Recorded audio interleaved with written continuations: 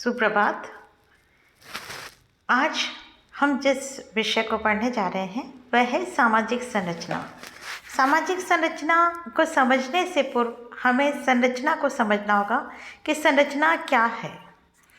समाजशास्त्र में इस शब्द का जो प्रयोग सर्वप्रथम किया गया था वह हर्बर्ट स्पेंसर ने किया था और अपनी पुस्तक प्रिंसिपल ऑफ सोशियोलॉजी में किया।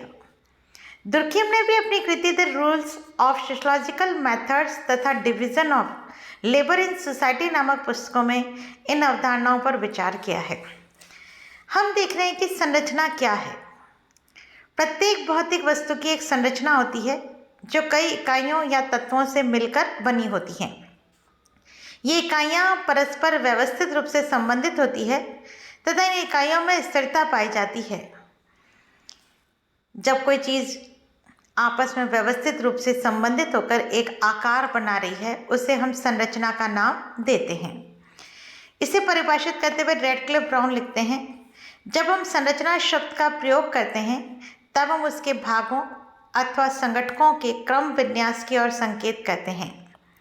हम मानव शरीर की संरचना का उदाहरण देकर समझ सकते हैं कि हमारे शरीर की संरचना हाथ, पांव, कान, नाक, आँख, मुंह आदि कई अंगों से मिलकर बनी होती है और सभी अंग अपने अपने स्थान पर स्थिर हैं और परस्पर एक दूसरे से संबंधित भी होते हैं और व्यवस्थित रूप से जुड़े हुए होते हैं।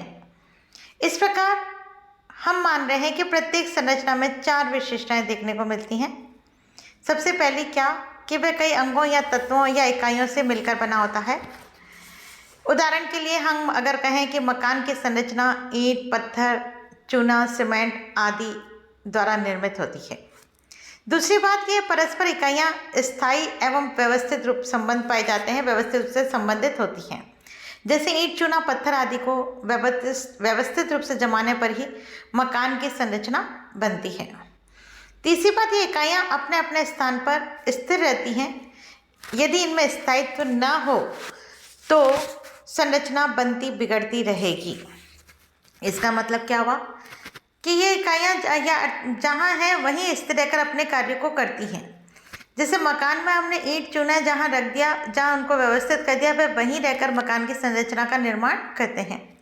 और नेक्स्ट है, संरचना का संबंध वस्तु की बाहरी आकृति या स्वरूप से होता है, न कि उसकी आंतरिक संरचना से। हम बाहर की जो आकृति देख रहे हैं वह हमारी संरचना कहलाती है, अंदरूनी क्या हो रहा है वह संरचना नहीं है। जिस प्रकार से किसी शरीर या भौतिक वस्तु की संरचना होती है उसी प्रकार से समाज की भी एक संरचना होती है जिसे कि हम सामाजिक संरचना कहते हैं। समाज की संरचना भी कई इकाइयों जैसे परिवार, संस्थाओं, संघों, प्रतिमानित संबंधों, मूल्यों एवं पदों आदि से मिलकर बनी होती है। ये सभी परस्पर व्यवस्थित रूप से संबंधित रहते हैं और अपने स्थान पर अपेक्षातया स्थिर भी होते हैं।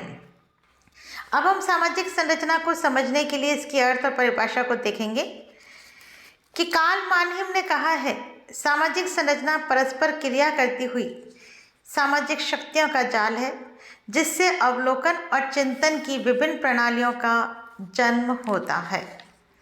इसका मतलब क्या हुआ, जो विभिन्न इकाइयाँ हैं विभिन्न हैं वह आपस में क्रिया करती हैं और एक जाल का निर्माण करती हैं और जिससे कि वह संरचना के रूप में हमें दिखाई देता है। जाल से हमारा तात्पर्य व्यवस्थित प्रतिमानों से है। एक जाल का निर्माण कई धागों से होता है और ये धागे जाल की इकाइयाँ हैं। इनके क्रमबद्ध और व्यवस्थित रूप से जमने पर ही हमारा जाल बनता है और सामाजिक संरचना का जाल भी इन्हीं सामाजिक शक्तियों के धागों से बना होता है। और सामाजिक शक्तियों से हमारा उनका तात्पर्य नियंत्रण के उन साधनों से है जो सामाजिक जीवन को स्थिरता प्रदान करते हैं और ये शक्तियाँ परस्पर अंतःक्रिया करती रहती हैं और समाज में निरीक्षण एवं चिंतन की पद्धतियों को भी जन्म देती हैं।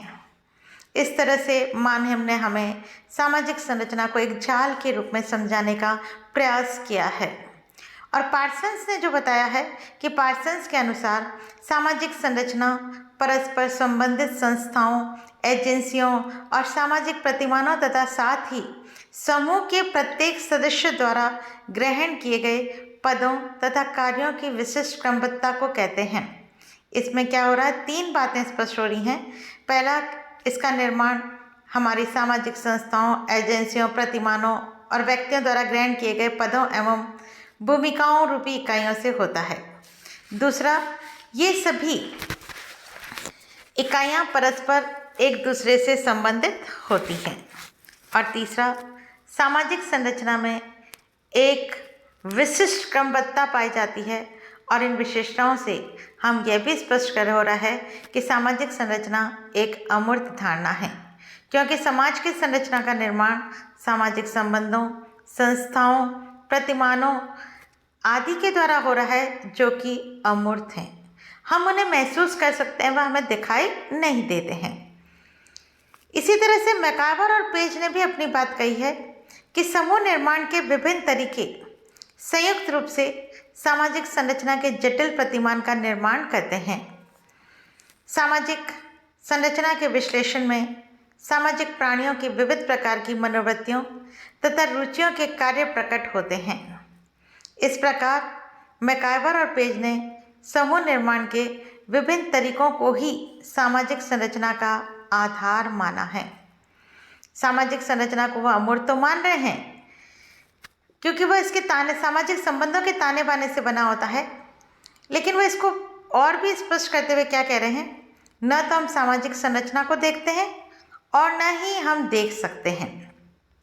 हम समाज को देख नहीं सकते, उनके बाएं पक्षों को भले ही देख लें, क्योंकि समाज मानवीय संबंधों का संगठन है जो मनुष्यों द्वारा ही बनाया जाता है, स्थिर रहता है और उनके द्वारा ही सदैव परिवर्तित किया जाता है।